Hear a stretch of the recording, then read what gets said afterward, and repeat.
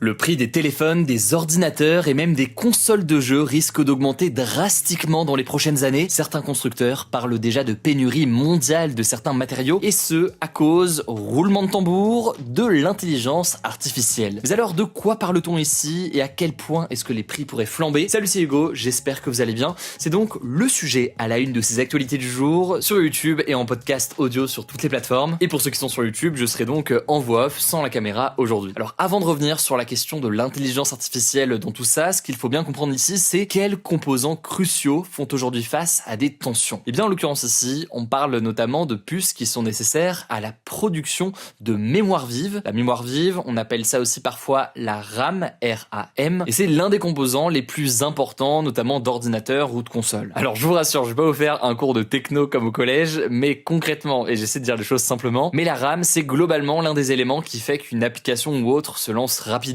Une RAM rapide permet aussi d'avoir plusieurs onglets ou applications ouverts en même temps sans aucun problème. Et pour les joueurs de jeux vidéo, la RAM, ça permet aussi d'afficher plus rapidement par exemple les textures. Bref, là je vous ai dit les choses de façon très schématique, venez pas m'incendier dans les commentaires, mais en gros, sans RAM, tous nos appareils seraient beaucoup plus lents, voire vraiment complètement inutilisables. L'autre composant qu'il faut connaître, c'est le SSD, ça concerne aussi le stockage, mais là c'est davantage en fait le stockage long terme, le stockage davantage permanent. En fait, le SSD, c'est ce qui garde les fichiers, les programmes, le système d'exploitation, même quand l'ordinateur donc est éteint. Nos appareils électroniques, ils ont quasiment tous besoin de ces systèmes de mémoire, que ce soit donc cette question de SSD ou de RAM, mais le problème c'est que l'intelligence artificielle, à sa façon, a aussi besoin de certains de ces composants. En effet, pour réaliser des calculs massifs à une vitesse extrêmement importante, les centres de données ont besoin d'énormément de mémoire et de stockage, et avec la montée en puissance de l'IA, la demande en mémoire pour faire fonctionner tout ça, eh bien, va exploser par rapport aux usages classiques. Or, aujourd'hui, sans rentrer dans tous les détails, il y a en fait 3 grands groupes qui dominent le marché mondial de la production de puces pour créer ces RAM et ces SSD. Et donc, ces usines, elles vont fabriquer 2 types de produits. D'un côté, les composants destinés au grand public. Donc là, on parle des téléphones, des PC, etc. Et de l'autre côté, des composants destinés aux centres de données et aux serveurs de l'intelligence artificielle. Or, avec cette montée en enchère du côté de l'intelligence artificielle dont on a beaucoup parlé ces derniers jours dans ce format des actus du jour, eh bien, ces usines, elles diminuent dans certains cas la production des composants grand public pour augmenter la production de composants qui sont liés directement à l'intelligence artificielle. Résultat, si la production diminue pour les téléphones et les ordinateurs, eh bien les composants ils deviennent plus rares, et ce alors que la demande reste la même, puisque a priori les gens continuent à acheter des smartphones ou des ordinateurs, et donc ça veut dire qu'il y a un déséquilibre entre l'offre et la demande et les prix peuvent augmenter. Certains observateurs du marché soulignent que les prix de nos appareils pourraient augmenter jusqu'à environ 10%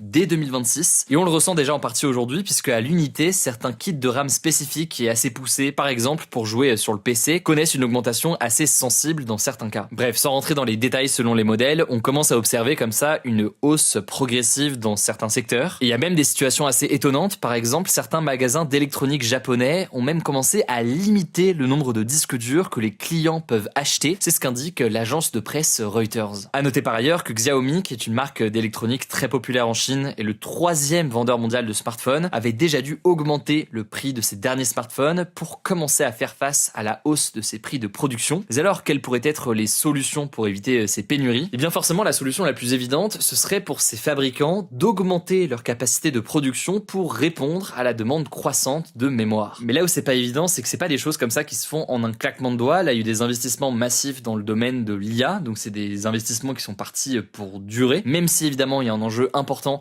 sur une bulle potentielle de l'IA. On a eu l'occasion d'analyser tout ça il y a quelques jours. Mais donc, c'est des investissements qui ont été faits et des arbitrages qui ont déjà été effectués chez de nombreuses entreprises. Du coup, pour l'instant, selon plusieurs analystes, on est dans une situation où les producteurs comme ça de RAM, de mémoire vive, etc., ils sont dans une sorte de statu quo. En gros, beaucoup ont investi dans l'IA et ils ne changent pas forcément leur production, le temps de voir en fait comment ça évolue avant de faire quelconque changement. Mais bref, vous l'avez compris, l'IA concentre les investissements et concentre la production. Ça a un impact donc forcément sur les autres produits. Certains analystes estiment que dans le pire des cas, ça pourrait entraîner des mises en place de quotas en quelque sorte d'achat pour les consommateurs de certains types de produits et certains produits spécifiques, notamment en matière de SSD ou de RAM. Alors maintenant, hormis encore une fois dans quelques boutiques, on en est loin encore aujourd'hui, on peut noter que d'autres personnes affirment aussi que les États pourraient tenter de faire pression sur ces entreprises pour qu'elles limitent leur production qui va exclusivement à l'IA et qu'elles puissent quand même investir dans d'autres domaines, dans les domaines grand public en quelque sorte, pour ne pas pénaliser trop les consommateurs. Mais en réalité, la vraie question qui se pose encore une fois, ça va être encore une fois la question de l'intelligence artificielle. Dans quelle mesure est-ce que ça va continuer à se développer et dans quelle mesure est-ce que les investissements vont continuer à être massifs dans les prochains mois. Ces derniers jours sur la chaîne, on a essayé d'analyser plein de questions sur l'impact de l'IA, sur le travail, sur l'énergie, évidemment sur la question de l'environnement, tous les débats que ça pose et qui sont extrêmement nombreux. On a aussi analysé, notamment avec Asma Mala dans le cadre d'une interview, la question géopolitique de l'intelligence artificielle. Mais là donc, aujourd'hui, ça me semblait essentiel d'essayer de comprendre ici l'impact sur les prix de fait, avec des conséquences potentiellement importantes. On va continuer évidemment à analyser tout ça. Au passage, merci beaucoup puisque je vois dans vos retours ces derniers jours que vous appréciez le fait qu'on varie comme ça les sujets. On essaie de faire des sujets géopolitiques, des sujets de politique nationale,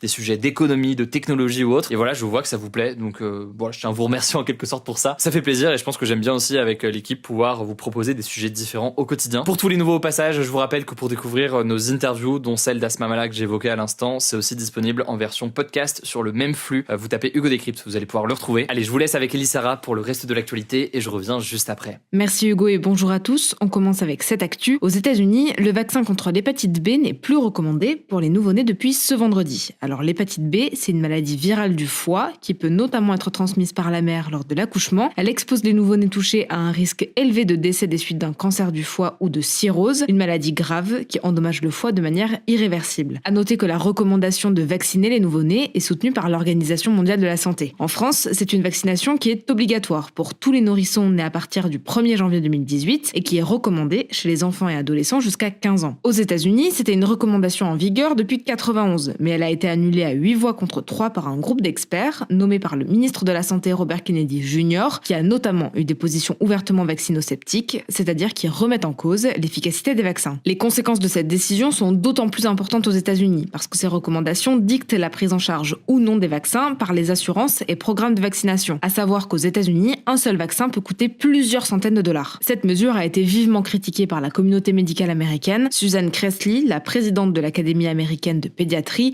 a déclaré que cela entraînerait une augmentation des infections par l'hépatite B chez les nourrissons et les enfants. Et même au sein du groupe d'experts, le docteur Cody Meissner avait déclaré ceci en amont du vote: en modifiant la formulation de cette recommandation, nous causons du tort. À noter que plusieurs institutions scientifiques américaines et États dirigés par des démocrates ont annoncé ces derniers mois qu'ils arrêteraient de suivre les directives de ce groupe d'experts, ne les jugeant plus fiables. Ensuite, deuxième actu, on voulait vous parler des premiers éléments de l'enquête sur la mort de 3 jeunes à Alès, dans le Gard, dans la nuit de mardi à mercredi. Pour rappel, les victimes sont 3 jeunes hommes de 14, 15 et 19 ans. Ils sont décédés dans un accident où leur voiture a terminé sa course dans la piscine d'un pavillon. Selon BFM TV, la voiture était bloquée en 3e vitesse. La vitesse de la voiture au moment du choc pourrait donc être estimée entre 50 et 60 km/h. Selon l'autopsie, les 3 jeunes hommes ne seraient pas morts du choc mais de la noyade, parce qu'ils ne pouvaient pas sortir de leur voiture. Le plus âgé d'entre eux, qui conduisait, a été contrôlé positif au cannabis et à l'alcool, et des bouteilles de protoxyde d'azote ont été retrouvées dans la voiture. C'est un gaz hilarant dont l'usage peut être détourné pour être consommé en tant que substance psychoactive. Des analyses pour savoir si les victimes en ont consommé avant leur accident sont en cours, avec des résultats attendus d'ici lundi. Et enfin, dernière actu pour aujourd'hui, la chanteuse Santa a fait un don de 99 999 € à l'AFM Téléthon, dont elle est marraine cette année. C'est la première fois qu'un parrain ou une marraine de l'événement caritatif fait un don aussi important. Alors pour rappel, l'objectif du Téléthon, c'est de soutenir la recherche sur les maladies rares. L'édition 2025 a débuté ce vendredi. Le record de dons pour l'AFM Téléthon, c'était en 2006, avec 106,7 millions d'euros. L'année dernière, l'événement avait récolté 96,6 millions d'euros. Si vous souhaitez faire un don cette année, c'est possible par téléphone au 36 37 ou en ligne sur le site de l'AFM Téléthon. L'événement se termine ce dimanche soir. Merci beaucoup Elisara pour ces actualités. Pour découvrir tous nos formats, les actus culturelles, les actus principales ou encore les interviews, rendez-vous directement en podcast. Vous tapez Hugo Décrypte sur Spotify, Apple Podcast ou autre. N'hésitez pas à vous abonner, vous êtes de plus en plus nombreux. Merci et bienvenue vraiment à tous les nouveaux. Merci encore une fois pour votre confiance. Si vous voyez des sujets que vous souhaitez qu'on aborde sur la chaîne, n'hésitez pas à me le dire dans les commentaires. Je vous souhaite un excellent week-end et on se dit à lundi pour le retour des actus.